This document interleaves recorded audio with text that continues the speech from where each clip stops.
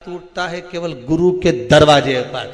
कहीं अहंकार टूटेगा तो वहीं टूटेगा। पड़े रहे 7 दिन 8 दिन गुरु के चरणों में जाकर, भगवान के चरणों में जाकर, किसी तीर्थ में जाकर वहां अहंकार को तोड़ कर रहना। अहंकार के साथ चंद्र को अहंकार था, काया का काया बेकार हो गई। ऐसी गई काया, टपकने लगी, टपक रही, रोने लगा चंद्रदेव। क्या करूं मैं, करूं क्या? देव ऋषि नारद मिले, नारद भी गुरु हैं, गुरु ने बता दिया, और गुरु होता ही ऐसा है, मार्ग बता दिया।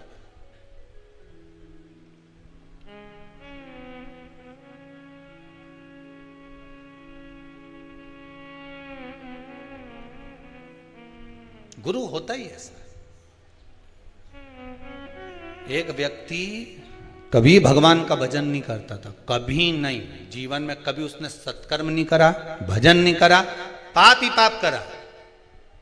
एक दिन उसकी मां ने कहा, क्या बेटा तू दिन भर पाप करता रहता, गलत काम करते रहता।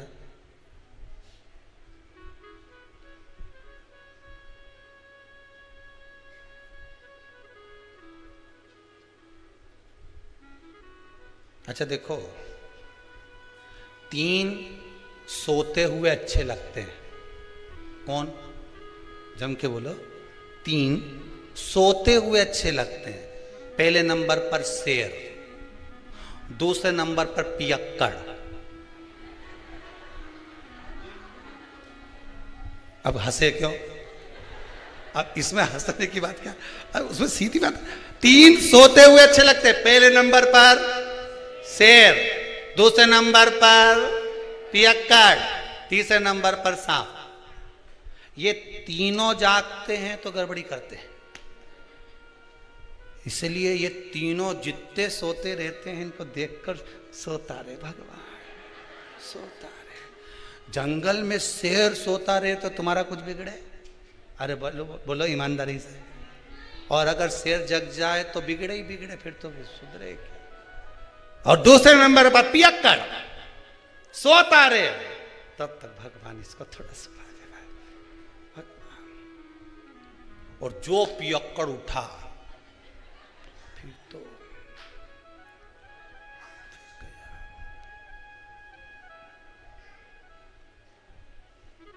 और तीसरे नंबर पर सांप सोता हुआ अच्छा लगता है।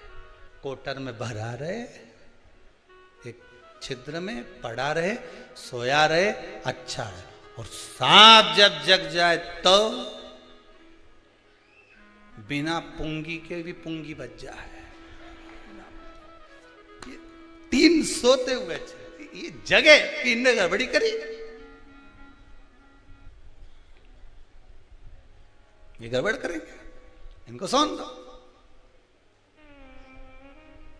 अभिमान जब आया, काया तो एक कहा वो पाप कर्म में लिप्त था। मां ने कहा, बेटा कभी पुण्य भी कर लिया कर। कोई पुण्य नहीं करूंगा, मेरे को करना ही नहीं कोई पुण्य, मैं तो पाप ही करूंगा।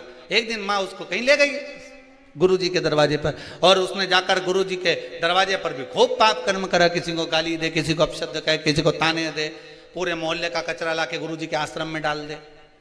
गुरुजी भी बड़े परेशान, कहां से लिया है इसको। फिर भी गुरुजी बोले ठीक है। अब वो जाने लगा। जाते जाते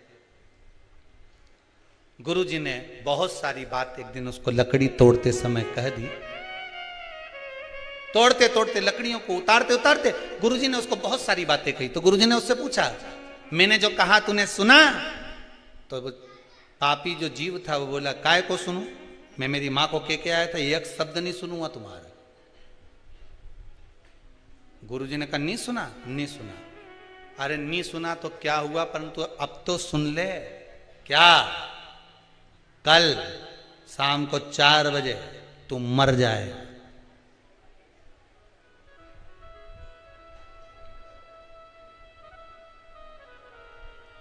मरेगा ये पक्का है, पर अगर मर भी जाए ना, परमात्मा के सामने भी पहुंच जाए, तो परमात्मा से कह देना, जो लेने आए उससे एक ही बात कहना। वो पूछेंगे तेरे से कि पहले पुण्य भोगेगा कि पाप भोगेगा, तो कह देना पाप भोगूंगा और पुण्य को मुझे मेरी आंखों से देखना। बस इतना कहना और कुछ मत कहना, जा। अब इसको तो लगा कोई गुरुजी कोई सत्य बोलेंगे कि मैं 4 बजे मर जाऊंगा, और जैसे ही 4 बजे दूसरे दिन तो निपटी गया, मर गया। मरकर यमराज की कैद में गया तो यमदूतों ने ले जाकर इसको यमराज के सामने खड़ा करा। यमराज ने कहा, बता पुण्य भोगेगा कि पाप भोगेगा? तो क्या, पाप तो भोगूंगा पर पुण्य अपनी आंखों से देखूंगा। तो दोनों में से पहले क्या करना चाहता है? तो उसने कहा, पाप भोग लेता हूं और पुण्य अपनी आंखों से देख लेता हूं, बस बता दो। अब इतने में यमराज ने कहा, ये कोई बात होती है कि पुण्य अपनी आंखों से देखेगा? मर गया क्या पुण्य क्या खाक देखेगा? नहीं, मैं तो अपनी आंखों से देखूंगा। यमराज इसको ले गए, इसको नरक का भोग भुगताते भगवान ब्रह्मा जी के पास पहुंच गए। ब्रह्मदेव ने पूछा, हुआ क्या प्रभु? समझ में नहीं आ रहा है। ये एक ही बात लेकर बेटा कि पाप का भोग भोगूंगा और पुण्य अपनी आंखों से देखूंगा। अब ये मर के आ गया तो क्या पुण्य क्या खाक देखेगा? ब्रह्मा जी बोले, तुम अपने काम में लग जाओ, मैं सब निपट लूंगा। ब्रह्मा जी ने उसको रोक लिया, भैया क्या बात है? उसने कहा, बस एक ही बात है, मेरे को पुण्य अपनी आंखों से देखना और पाप भोगना है। तो ब्रह्मा जी ने कहा, तुमने पाप भोग लिया ना? हाँ भोग लिया, अब पुण्य दिखा दो। तो ब्रह्मा जी ने कहा, भैया पुण्य केवल इतना सा है कि मरने से पहले तूने गुरु की एक बात मान ली और यहां आकर उस बात को कह दिया कि पाप भोगूंगा और पुण्य अपनी आंखों से देखूंगा। तूने गुरु की मात्र एक बात मानी, इसलिए तुझे मैं ब्रह्मा का साक्षात दर्शन हो गया। एक बात अगर तूने आज गुरु की मानी है तो ब्रह्मा का दर्शन हुआ है। ये शिव महापुराण की कथा वेद व्यास जी महाराज 24,000 श्लोक को, शिव महापुराण के इन संवादों को, इन श्लोकों को, इस शिव महापुराण को, भागवत आदि पुराणों को अगर वेद व्यास जी ने लिखा है और किसी ब्राह्मण के मुख से आप श्रवण कर रहे हैं, एक संवाद, एक शब्द भी अगर आपने अपनी जिंदगी में उतार लिया तो यह पक्का है कि पुण्य तुम्हारे सम्मुख में आकर खड़ा हो जाएगा और परमात्मा का, मेरे शिव का एक ना एक दिन दर्शन जरूर हो जाएगा। यह पक्का है। आप मानो, उसका स्मरण करो। पर हम सोए हुए हैं, अहंकार ये जाने वाले। देव ऋषि नारद मिले, सम्मुख में प्राप्त हुए। चंद्रदेव ने हाथ जोड़कर पूछ लिया, बताइए प्रभु नाथ, ये काया जो गिर रही है, काया जो नष्ट हो रही है, इसका कोई उपाय हो तो अवश्य बताइए। कोई उपाय?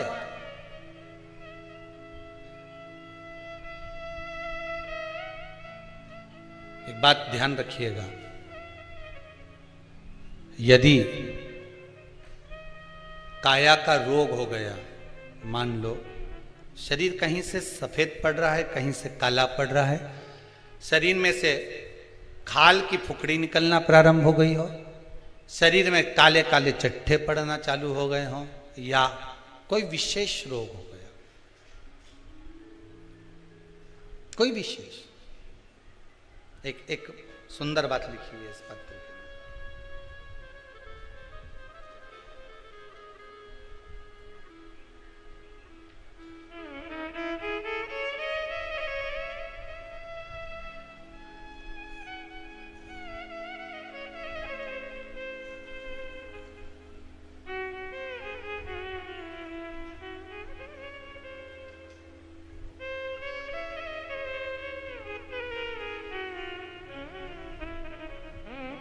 इसी पत्र में लिखा है, इनके कोई रिश्तेदार को ब्लैक फंगस की बीमारी हो गई थी। कर आप अपने जीवन को, ये पूर्णिमा शिव महापुराण की कथा कहती है, शरद पूर्णिमा आ रही है, कुछ नहीं करना, पीपल का एक पत्ता, उस पत्ते पर थोड़ा सा चावल, थोड़ा सा चावल, पूर्णिमा की रात्रि को अपने हाथ में लेकर, अपने नयनों से लगाकर, शरीर पर से स्वयं उतारकर उसको दरवाजे के पास रख दीजिए। पूर्णिमा की रात्रि को पूर्ण होने पर उस चावल को दूसरे दिन सूंघ कर बहते हुए पानी में डाल दीजिए। महाराज, कितने भी रोग से ग्रसित हो गए, पीपल का एक पत्ता पत्ता 52,000 ब्राह्मण की साक्षी कराता है महाराज। बहुत ध्यान देना, पीपल के वृक्ष में स्वयं नारायण का, मेरे कृष्ण का वास है। स्वयं भगवान गीता के अंतर्गत कहते हैं कि मैं पीपल का वृक्ष हूं, नारायण उसी में। 52,000 ब्राह्मणों का वासा एक पीपल के पत्ते में होता है। और आपको पहले भी कथा में कहा, गाय, ब्राह्मण, बहन, बेटी, ये सब काल का हरण करने वाले हो, काल को हरने वाले हो रोग को मिटाइए। शिव का स्मरण करो। पूर्णिमा के दिन चावल का एक आखा दाना जानते हो, पूरा, खंडित चावल नहीं। कितना चावल? एक दाना चावल का शंकर भगवान के शिवलिंग पर समर्पित करिए। एक बेलपत्र जिसका डंडी का मुख अपनी ओर हो, जहां से चावल चढ़ाया है, उस चावल के ऊपर अपनी कामना कर कर रख दीजिए और चंद्रमौली भगवान का स्मरण करिए। कौन से भगवान?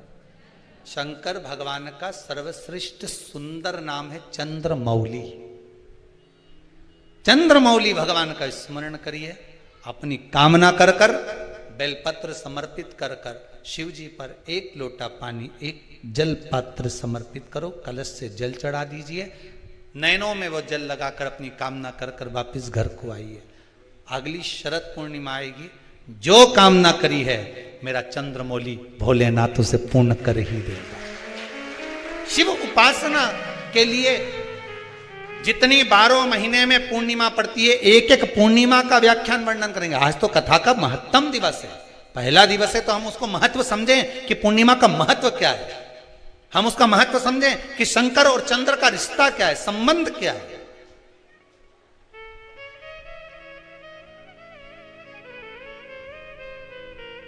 भगवान ने जितनी पूर्णिमा बनाई है, जितने नक्षत्र बनाए, जितनी घड़ी बनाई, जितना पल बनाया, जितना समय बनाया, ये शंकर भगवान ने जो बनाया ये गलत नहीं बनाया, श्रेष्ठता के लिए बनाया, जग के उद्धार के लिए, संसार के उद्धार के लिए बनाया। अब उसका प्रयोग आप करें ना करें या आपके ऊपर है। आप उसका प्रयोग कर रहे हैं ना कर रहे हैं, ये आपके ऊपर। पर जो बनाया है मेरे भगवान,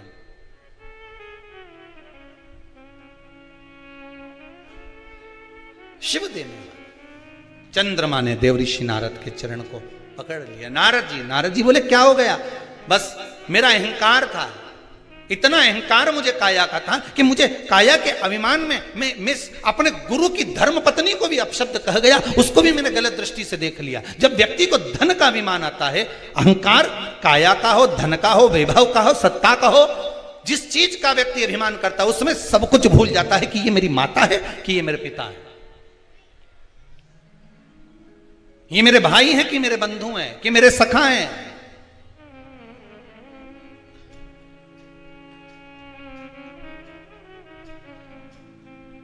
एक व्हाट्सएप पे एक मैसेज भेजा था किसी ने, उसमें लिखा था, गुरुजी भगवान से प्रार्थना करवाना कि जैसे नवरात्रे में हमारे घर की बहुएं, हमारी घर की बेटियां इतना सुंदर सुंदर श्रृंगार कर कर सज कर इतनी जोरदार जोरदार गरबा करती हैं, इतनी एनर्जी इनको जो नवरात्रे में माता जी 9 दिन देती है, ऐसी ही एनर्जी दीपावली पर लिपाई पुताई और पुछाई के लिए दे दे।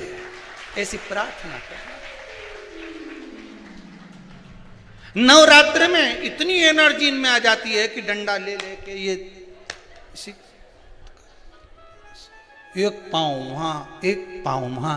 बस भगवान से प्रार्थना करना, गुरुदेव की ऐसी एनर्जी हमारी बहू बेटियों में भगवान दिवाली तक ऐसी दे दे कि सारे डब्बे पोंछ पोंछ के धर दे। घर में जितना भी झाड़ू पोछा है, ये अच्छी टेबल पे चढ़ी यूं मार, समझ ले गरबा ही खेल रही। ये पत्तो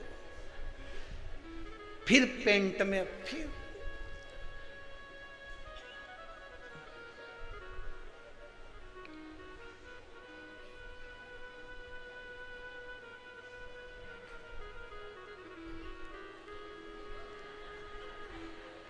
अब वो एनर्जी ना जाने कहां चली जाती है।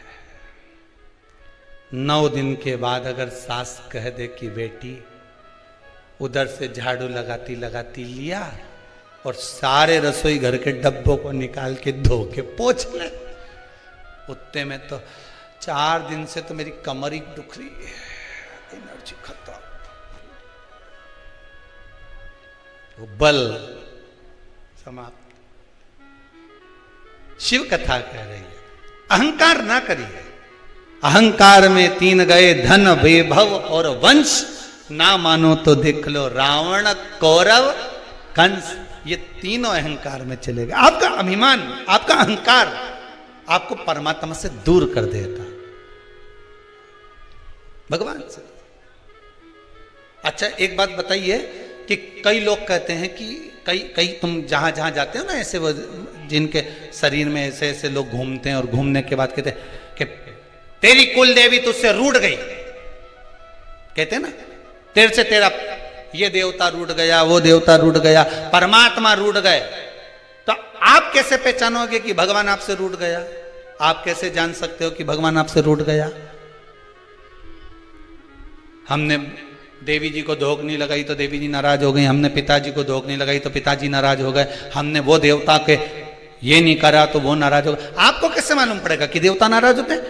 देवता नाराज होते हैं। याद रखना, संसार में देवता अगर नाराज होते हैं तो कभी किसी का अहित नहीं करते। बहुत ध्यान देना इस बात पर, कभी अहित नहीं करेंगे देवता अगर नाराज होंगे। देवता नाराज होते हैं तो किसी का भोजन पानी बंद नहीं कर देते। देवता नाराज होते हैं तो किसी का खाना पीना बंद नहीं करवा देते। देवता अगर नाराज हुए हैं और आपको मालूम करना है कि देवता मुझसे नाराज हैं, तो कैसे मालूम करोगे?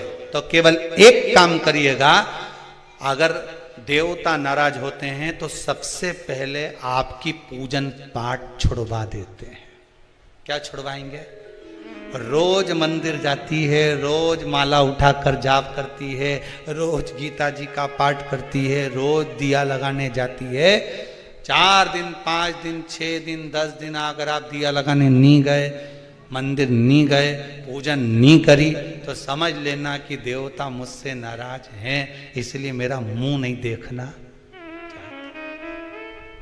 मुझसे नाराज।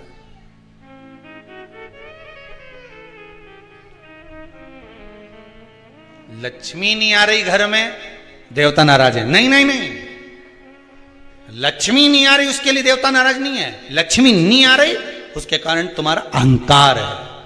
भगवान ने जब दिया था उसको सत्कर्म में नहीं लगाया था। एक बात इससे पहली वाली कथा में कही थी, शरीर चले और तुम्हारे याद है तुम लोगों को? बस उतना याद कर लो, बहुत है। इतनी बात तुम लोग याद कर लोगे ना, तो आने वाले समय में 2-1 साल में तो तुम हम बस इतनी याद कर लो। बस हर कथा में से इतनी निकाल लोगे ना, तो थोड़ा तो यहाँ समझ में तो आए, लगे तो सही कि कथा अंदर गई। तो एक बार पहले कथा में, इससे पिछले वाली में की थी, 7 से पहले वाले में, कि तुम्हारी